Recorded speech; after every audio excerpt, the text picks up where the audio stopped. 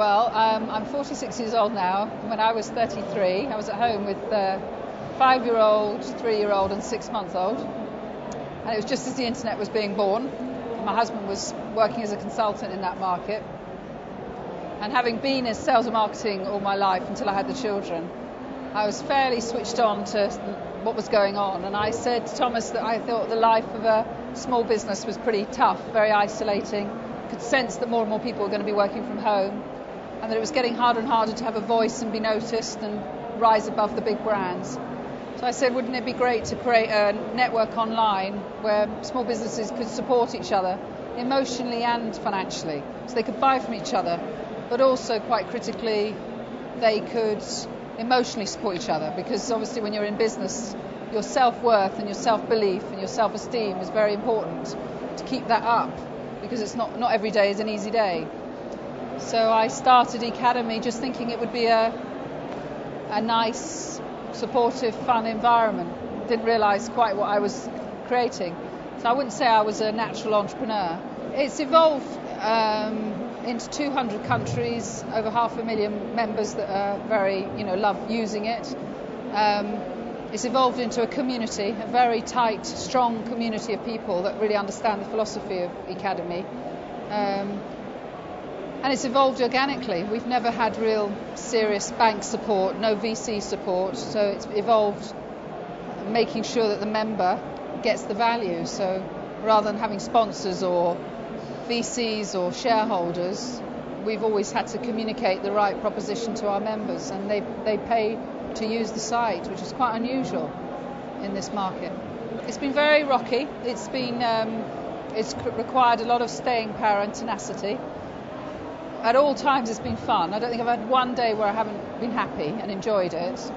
It's taken a lot of adapting, a lot of flexibility, and I think we had a moment 7 years ago where we called it our castle to caravan moment, where we had to decide we had to sell our house and invest the money into the business. And, that really did test the commitment to the idea. And I think for all entrepreneurs, it's that when you get into that financial fix, you have to decide how much you believe in what you're wanting to do, or how much you were just in it for the money. Finance is the biggest obstacle. I think finding the right people to work in your business is important. We work an associate way. We don't employ many people, and we don't have an office, because I think that nowadays working from home doesn't mean to say you're a small business. And we've got about 100 people that work for us, but not employed. They work on a supplier basis, which is great. So we don't have any of those HR issues to deal with, and we don't have offices to deal with. But expanding always requires, a lot of financial strain as you move through. So I would say money has always been the biggest obstacle. I get inspired by normal people. I don't like hype.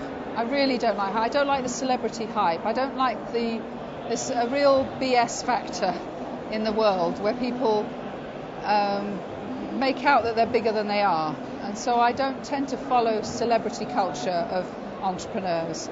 I like real down-to-earth people who have worked hard, because ultimately I think you only grow a business by working hard. There's some fairy tales, but ultimately it's about hard work. And I get inspired by people that have a commitment and a passion and work hard. I think the feedback I get is that I'm very real. I'm very down-to-earth. I don't overhype, and I have built a business that people like. People like Academy. I think they know Thomas and I always say to members of the network that they're trying to grow their following. It's about their personalities, and I'm quite an emotional person. I'm quite intimate. I'm quite open. I'm very open with people, and so I think people like to come along, and a lot of people come along to say hi. And I think that's what people have to do nowadays, is realise that it's not all about chasing the money.